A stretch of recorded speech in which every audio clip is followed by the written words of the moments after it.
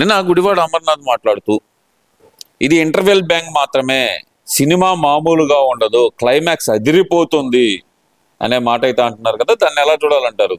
ఇప్పుడు క్లైమాక్స్ అదిరిపోయింది కరెక్టే. మనం మొన్నటిదేమన్నా పూర్తి స్థాయి సినిమా చూపించారుగా జనాలు. ఇంకా బుద్ధి రాలేదుగా అమర్నాథ్ అనేవాడికి, ఇంకా సిగ్గు రాలేదు వీళ్ళందరికీ. తొందరపడబాకండి, సిగ్గు దాని అంతరకు అదే వస్తుంది. రేపు భవిష్యత్తులో కూడా ఇంకా ఇలాంటి గొడవలు చేయడానికి వైసీపీ ఇలాంటి కుయుక్తులు బనటానికి 100% రెడీగా ఉంది. మేము దాన్ని ఎదుర్కోవటానికి మేము రెడీగానే ఉన్నాం. అంటే ఇప్పుడు క్లైమాక్స్ మాత్రమే అనే మాట అంటే గనక ఈ విజయవాడ కేంద్రంగా జరుగుతున్న దానికి నిన్న గుడివాడ అమర్నాథ్ చేసిన వ్యాఖ్యలకి ఏమైనా సంబంధం ఉందనుకోవచ్చు అంటారా? అది లేకుండా ఎట్టుంటది? సిపిని నిన్న టార్గెట్ చేశారు కదా, దేనికి చేశారు? మరి ముడుపులది దగ్గరకు వచ్చిందిగా, రేపు మాపో ఆయన్ని అరెస్ట్ చేయబోతున్నారుగా. నెక్స్ట్ జగన్మోహన్ రెడ్డినేగా, ఎవరినంటే కారుమూరిని అరెస్ట్ చేయబోతున్నారుగా, దగ్గరకు వచ్చిందిగా. నెక్స్ట్ మరి ఆఫ్ కాగితంది బయటపడితే దానికి ఏందనేది అది కూడా బయటకు వచ్చిందంట, కానీ న్యూస్లో మనం చెప్పకూడదు కాబట్టి అయిపోయింది, దగ్గరకు వచ్చింది. అందుకనే దాన్ని టార్గెట్ చేయడం కోసమే నిన్న కానూరులో దిమ్మెను పగలగొట్టి దాన్ని షో చేయడానికి, దాన్ని ఇంకో రూపేణా చూపించడానికి, ఈ గొడవలు సృష్టించడానికి వైసీపీ రెడీగా ఉంటుంది. పెనమలూరులో కాదు, అందరూ గుర్తుపెట్టుకోండి, కానూరులో జరిగింది ఇది. అంటే ఇక్కడ ప్రధానంగా వాళ్ళు చెప్తుంది ఏంటంటే సినిమా మామూలుగా ఉండదు అనే మాట వాళ్ళు పదే పదే వాడుతున్నారంటే కనుక చిన్న సంఘటనలు కూడా పెద్దది చేస్తున్నారంటే ఎలా చూడాలంటారు అసలు దీన్ని? ప్రతిదీ సంఘటన పెద్దే ఉంది. ఇది కావాలని చేస్తుంది వైసీపీ, కావాలని ఇష్యూ చేస్తుంది. చిన్న సంఘటనలు కాదు, పెద్ద సంఘటనలు కాదు, ఇది కావాలని ప్రతిదీ పెద్ద సంఘటనే చేస్తారు. వాళ్ళు చిన్న సంఘటన చేయరు. వాళ్ళ యాటిట్యూడ్ అది, వాళ్ళ వృత్తి అది. వాళ్ళు ఇంకో బతకడానికి అదే వాళ్ళకి ఉంది ఆశ. ఇంకో రకంగా ఆశ లేదు వైసీపీకి బతకడానికి. ఆశ ఒక్కటే ఉంది, గొడవలు ఒక్కటే సృష్టించడానికి. వైసీపీ ఇలాంటి కుయుక్తులు పనడానికి ఆంధ్రప్రదేశ్లో చాలా రాజకీయం చేయడానికి చూస్తుంది. ఆ రాజకీయాన్ని ఎప్పటికప్పుడు తిప్పికొట్టడమే కూటమి నాయకుల యొక్క రక్షణతో నడుస్తుంది. అంటే ఇక్కడ ఏదైతే సాయి కృష్ణ ఉదంతం ఉందో అది చిన్న అంశంగా మొదలయ్యి చిలికి గాలివానిగా మరి రాష్ట్ర వ్యాప్త చర్చకు అయితే దారితీసింది. దీని వెనకాల నిన్న గుడివాడ అమర్నాథ్ చేసిన వ్యాఖ్యలకి ఏమైనా లింక్ ఉందనుకోవచ్చు అంటారా? 100% వాడు ప్రతిదానికి ఒక లింక్ ఉంటుంది, గుర్తుపెట్టుకోండి. ప్రతిదానికి ఉంటుంది వైసీపీలో, ప్రతిదానికి ఉంటుంది. అదే కాదు ఇదే కాదు, ప్రతిదానికి వైసీపీలో లింక్ ఉంటుంది, గుర్తుపెట్టుకోండి. వాళ్ళు ఏది చేసినా ప్రతిదానికి ఒక వ్యవస్థ, ఒకదానికి నడుస్తూనే ఉంటుంది. వాళ్ళు వైసీపీ వాళ్ళు అలానే చేస్తారు. ఒక పెద్దది ఇష్యూ వస్తుంది అనుకో, ఇక్కడ చిన్న ఇష్యూ లేపుతారు.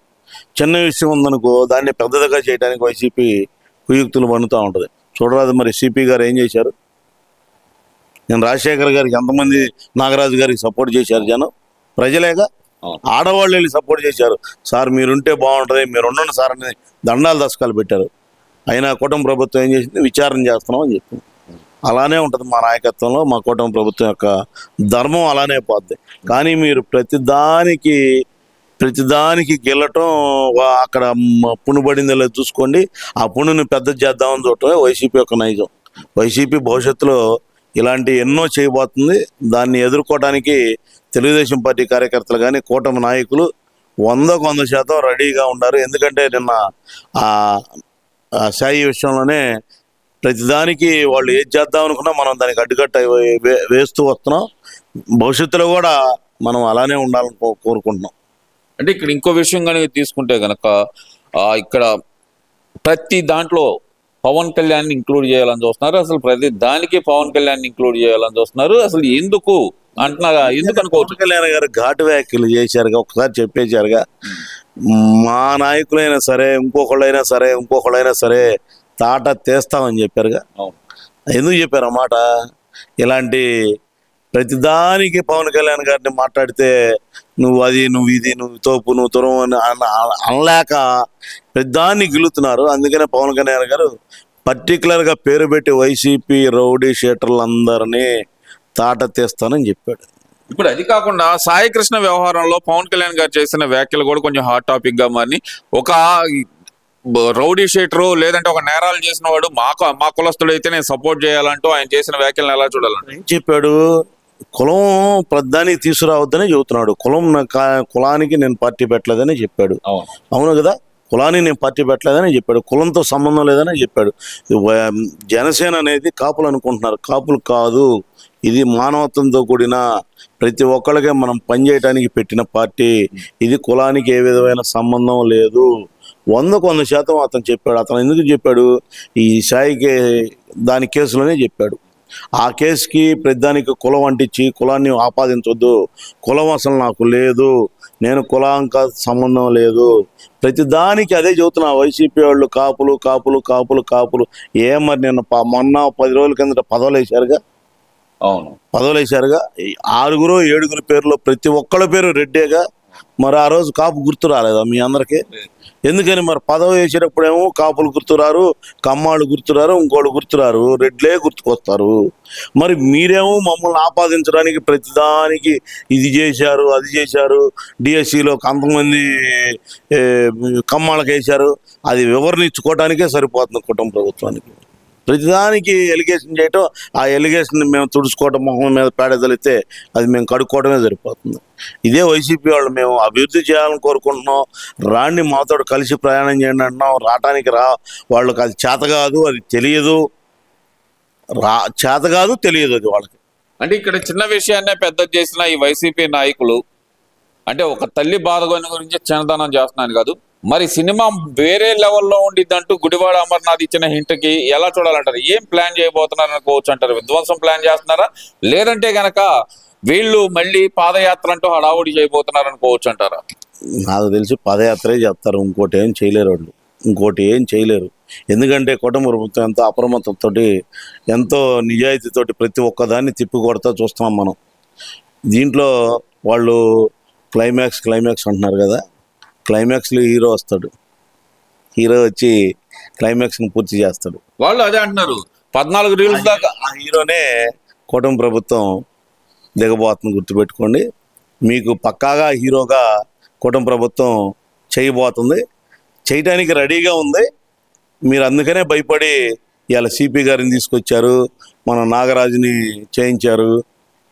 వీటన్నిటికీ మూల్యం చెల్లించుకోవడానికి వైసీపీ రెడీగా ఉండాలి.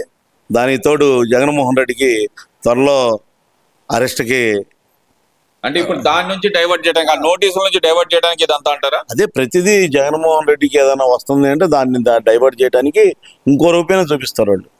ప్రతిదానికి అలానే చూపిస్తారు, ఆపాదిస్తారు. అంతేగాని ఇంకోటి కాదు.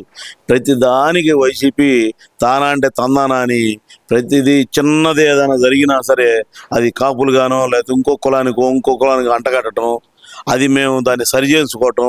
చూడరాదు, మొన్న డిఎస్సీలు అన్ని పోస్టులు ఇస్తే అంతమంది 16,000 ఉద్యోగాలు ఇస్తే ఏమన్నారు? లాస్ట్ కమ్మాళ్ళకి ఎక్కడ ఇచ్చారు? దాంట్లో ఇచ్చింది ఎక్కువ కాపులకే ఇచ్చారు, రెడ్లకే ఇచ్చారు. అన్ని కులాలు మాకు ఇచ్చింది 9. ఓవరాల్ గా అసలు వీళ్ళ ప్లాన్ ఆఫ్ యాక్షన్ ఎలా ఉండబోతుంది అంటారు? జగన్మోహన్ రెడ్డి గారు తెగబడండి అంటూ పిలిపిస్తున్నారు వాళ్ళ కార్యకర్తలకి. తెగబట్టడానికి ఇంకో వాళ్ళకి రెండోది అభివృద్ధిలో తెగబడమని చెప్పాలి, లేకపోతే ఇంకో దాంట్లో తెగబడమని చెప్పాలి. అంతేగాని నాయకుడే రప్ప అని మీరు అలా తెగబడండి ఇలా తెగబడండి అంటే మరి ఏం చేయాలో కూడా అది కనీసం జ్ఞానమన్నా ఉండాలి. మనం ఏం చేస్తున్నాం, మనం ఇది చేస్తున్నామా, మనం కనీసం ప్రజలకు ఉపయోగపడి పని చేస్తున్నామా? ఇన్ని లక్షల ఓట్లు వేసి అన్నారు కదా, నీకు 40% ఉన్నాయని చెప్పుకుంటున్నావు కదా, ఈ 40% కనీసం అసెంబ్లీకి వెళ్ళి పోరాడరాదా? ఇంట్లో కూర్చొని ఏది పడితే అది పిచ్చి మాట అంటాం, ఒక మాట అంటాం, దాన్ని ఏ కులానికో ఇంకో దానికో ఆపాదించడం, అభివృద్ధిని అడ్డుకుంటున్న జగన్మోహన్ రెడ్డి భవిష్యత్తులో తగిన మూల్యం చెల్లించుకుంటాడని మేము 100% చెబుతున్నాం. ఇది కూటమి ప్రభుత్వం తప్పనిసరిగా జగన్మోహన్ రెడ్డిని కంట్రోల్ చేయగలుగుతుంది. ఇంకా భవిష్యత్తులో కూడా చేయడానికి మేము అన్ని విధాల చర్యలు తీసుకుంటామని తెలియజేస్తున్నాం.